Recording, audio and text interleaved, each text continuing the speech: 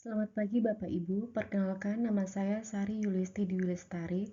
Saya akan memaparkan tugas akhir dari pelatihan pengawasan mutu pembangunan bangunan gedung yang diselenggarakan oleh Balai Pengembangan Kompetensi Pekerjaan Umum Wilayah 2 Palembang yang diselenggarakan dari tanggal 16 Juni sampai dengan 18 Juli 2025. Laporan studi kasus pengawasan mutu pelaksanaan pembangunan bangunan gedung dan kawasan kantor Kementerian Koordinator 3, Kabupaten Penajam Pasir Utara, Provinsi Kalimantan Timur.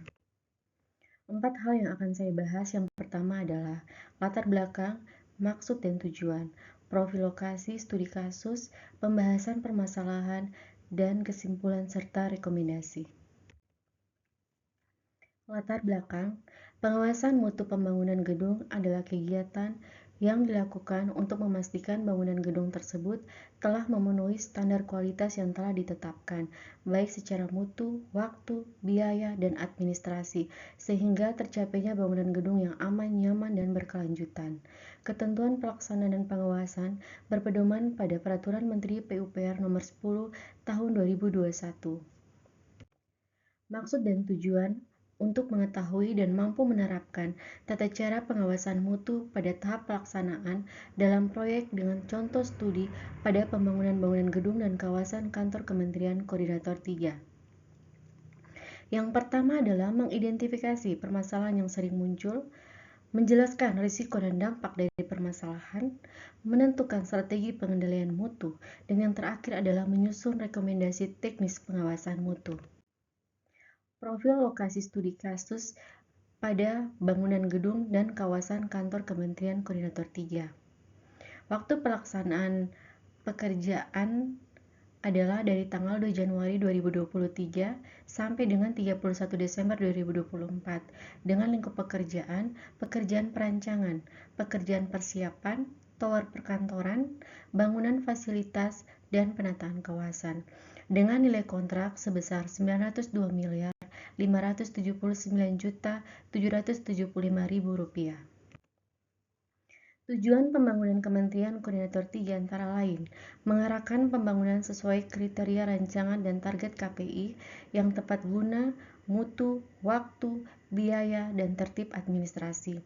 Mewujudkan gedung perkantoran yang menunjang keberhasilan transformasi bekerja sebagai citra kebangsaan yang terintegrasi, hijau, smart, dan sehat.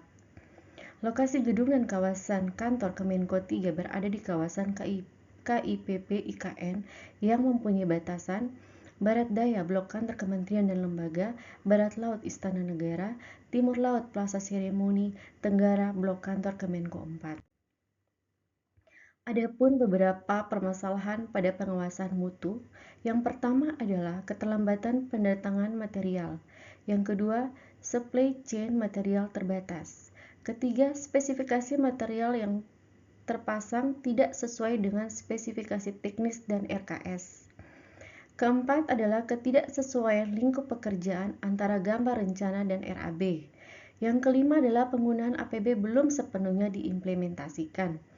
Keenam, pemasangan material tidak sesuai dengan gambar pelaksana. Dan yang terakhir adalah tenaga kerja. Jumlah kebutuhan tidak ideal atau kurang mencukupi. Dampak atau risiko dari permasalahan tersebut. Keterlambatan penyelesaian pembangunan, tahapan pekerjaan tidak terintegrasi karena mengalami penundaan pekerjaan. Kerusakan atau cacat mutu akibat dari material yang tidak sesuai spek, pemasangan tidak didukung oleh tenaga kerja yang mempunyai keahlian, kerugian biaya akibat adanya penolakan material, perbaikan pekerjaan, dan denda karena keterlambatan. Kecelakaan kerja akan terjadi apabila tidak melaksanakan dan mengimplementasikan SMKK pada tiap pekerjaan. Terakhir adalah administrasi proyek tidak akan dipertanggungjawabkan sesuai dengan kondisi aktual terpasang di lapangan.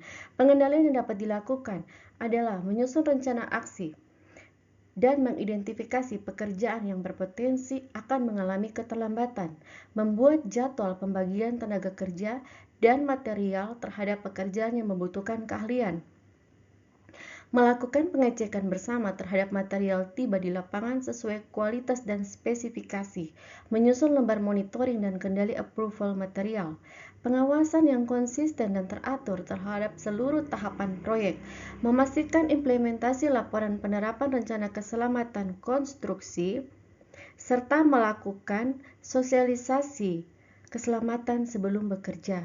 Dan yang terakhir adalah pendampingan review atas pembayaran akhir atau 100% oleh APIP. Kesimpulan dan rekomendasi yang dapat saya sampaikan adalah yang pertama, memanfaatkan metode Building Information Modeling untuk memantau dan mengelola proyek secara efektif dan efisien. Kedua, melakukan evaluasi terhadap kinerja mutu secara berkala. Ketiga, menyelenggarakan pelatihan dan sertifikasi tenaga kerja konstruksi. Yang keempat, mengelola risiko secara efektif dan melibatkan stakeholder terkait. Dengan menerapkan manajemen risiko yang baik, proyek dapat mengantisipasi masalah sebelum terjadi. Dan yang terakhir adalah melakukan dokumentasi setiap tahapan pekerjaan dan pelaporan secara berkala. Demikian pemaparan yang dapat saya sampaikan. Semoga apa yang dapat saya sampaikan bermanfaat. Sekian dan terima kasih.